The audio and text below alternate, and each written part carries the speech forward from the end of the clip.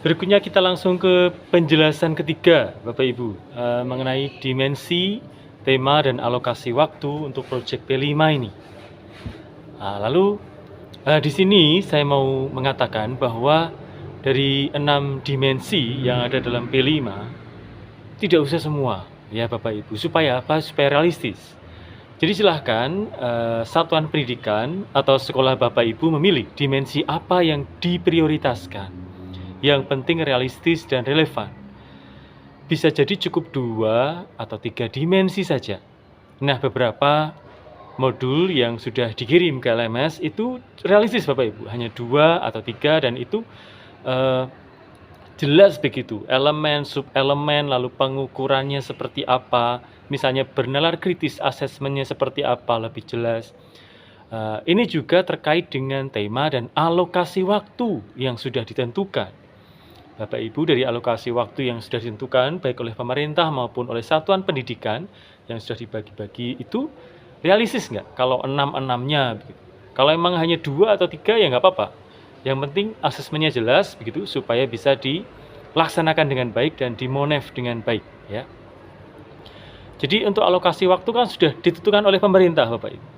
Silahkan nanti satuan pendidikan dan tim fasilitator untuk berkoordinasi dengan baik. Lalu langkah keempat adalah menyusun modul project. Nah Bapak Ibu, untuk menyusun modul project, kita ada 5 hal yang penting diperhatikan. Yang satu, menentukan tujuan pembelajaran. Apakah tujuan pembelajaran tersebut juga sesuai dengan alur perkembangan dimensi di fase tempat Bapak Ibu berelasi ya dengan peserta didik gitu. Kalau SMP fase yang mana, kalau SD fase yang mana, begitu.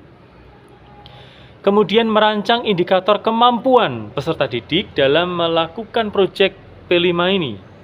Perhatikan aspek kognitif, apakah sudah hot atau belum. Afektif, apakah sudah ada di sana.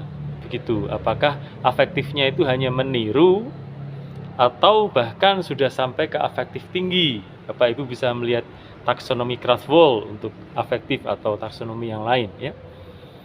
Lalu psikomotoriknya juga, apakah nanti pada akhirnya memang kita semakin membantu peserta didik untuk semakin Pancasilais kan dengan indikator-indikator itu. Kemudian SQ juga, ingat P5 ada beriman, berakhlak ya, mulia itu. Silahkan diperhatikan. Semoga ada ini ya. Baik, lalu kemudian menyusun strategi asesmen. Bapak Ibu, yang ideal itu asesmennya ada asesmen awal dan asesmen akhir. Jangan hanya asesmen akhir saja. Untuk nilai Bapak Ibu aman ya, tapi memang untuk asesmen ini usahakan lengkap begitu. Ada asesmen awal dan asesmen akhir. Kemudian keempat, mengolah hasil asesmen. Jadi setelah misalnya siswa itu mengerjakan asesmen itu, atau sebenarnya juga bisa diobservasi ya dari arah alur pembelajaran P5 project itu kan juga selain asesmen ada observasi, itu juga bisa digunakan. Yang penting apa Bapak Ibu? Yang penting dalam project P5 ini dari pertemuan 1, 2, 3 dan seterusnya, dari JP yang dilalui oleh peserta didik, itu ada audience transformation roadmap, ada perubahan sikap, ada perubahan kognitif, ada perubahan afektif yang bisa diukur. Nah, kurikulum Merdeka ini sangat mendambakan transformation dari peserta didik ya, atau di sini audience transformation roadmap yang jelas begitu. Loh, bagaimana bisa jelas Pak? Kan ya dari asesmen observasi itu kan bisa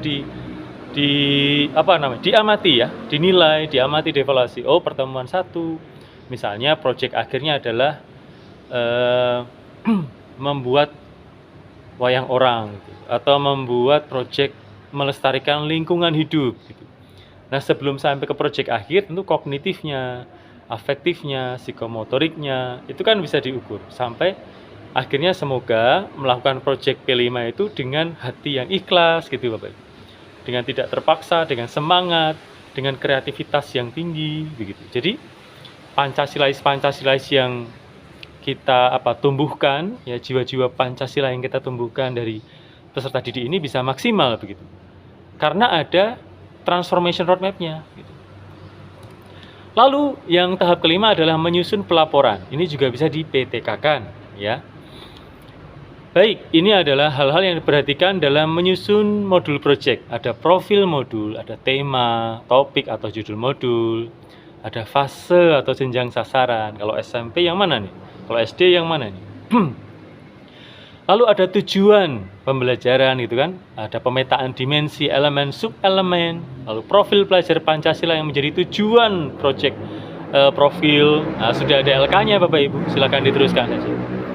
Lalu jangan lupa rubrik pencapaian yang berisi rumusan kompetensi yang sesuai dengan fase peserta didikan.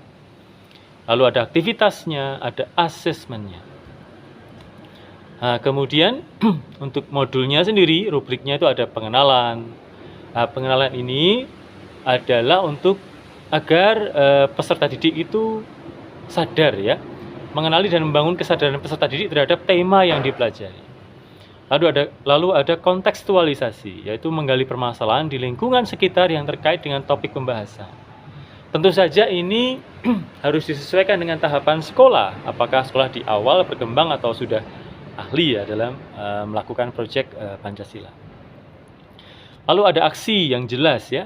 Lalu ada refleksi, jangan lupa ada refleksi supaya proses yang dilakukan oleh peserta didik dan juga tim fasilitator itu bisa dievaluasi bersama dan mempunyai tindak lanjut yang baik. Jadi tidak hanya project lalu selesai lalu sudah, enggak. Kita nanti akan melanjutkan lagi. Dan ini dasarnya adalah dari refleksi dari perencanaan dan pelaksanaan yang telah dilakukan. Lalu ada tindak lanjut. Kemudian tentu saja kita memperhatikan bahwa dalam mengelola project penguatan profil pelajar Pancasila, itu tim atau mungkin semua yang melakukan perlu memikirkan bagaimana caranya agar proyek berjalan lancar. Artinya kan harus ada analisa kan, apa yang bisa membuat proyek ini gagal misalnya, itu dianalisis, kekurangan, kelemahannya. Apa yang membuat proyek ini berhasil, kekuatannya, peluang-peluangnya, begitu kan. Lalu apa saja yang perlu dikuatkan atau ditingkatkan oleh tim fasilitator agar memastikan proyek berjalan dengan baik? Maka juga diperhitungkan rapat-rapat kecil untuk menaikkan keberhasilan, peluang keberhasilan dari proyek ini kan. Lalu dari situ jelas modul akan memuat bagaimana mengawali kegiatan proyek, mengoptimalkan pelaksanaan proyek, menutup rangkaian kegiatan proyek, dan mengoptimalkan keterlibatan mitra. Apabila proyek pelajar Pancasila itu menggandeng mitra, misalnya penduduk setempat misalnya, untuk mengangkat ekonomi kreatif, atau lingkungan sekitar, misalnya menemukan sumber air, atau membuat sampah untuk kota-kota besar yang kadang itu sampahnya berserakan gitu. Silahkan. Yang di sini ada mengoptimalkan keterlibatan mitra. Nah, ini yang penjelasan kelima adalah merancang pelaporan hasil proyek. Maka perlu ada proses mendokumentasikan dan melaporkan hasil proyek penguatan profil pelajar Pancasila. Maka setiap tahap itu ada dokumentasi, ada asesmennya, lalu ada rapotnya, bagaimana siswa A, siswa B, siswa C, itu proses kognitifnya. Nah, dari rapot itu kita bisa mengukur audience transformation roadmap, atau bagaimana perkembangan kognisi, afeksi, psikomotorik terkait dengan jiwa Pancasilais tadi. Ini ada contoh Bapak Ibu, jurnal nasional yang berdasarkan proyek pelajar Pancasila, judulnya Implementasi Proyek Penguatan Profil Pelajar Pancasila pada Kurikulum Merdeka di SD Nasima Kota Semarang. Ini salah satu contoh bahwa Bapak Ibu bisa membuat proyek ini sebagai penelitian, ya. Oke, lalu silahkan Bapak Ibu untuk memberikan komentar sebagai tanda Bapak Ibu sudah melakukan diskusi dan review bersama kelas ini. Terima kasih, good luck. Salam sehat.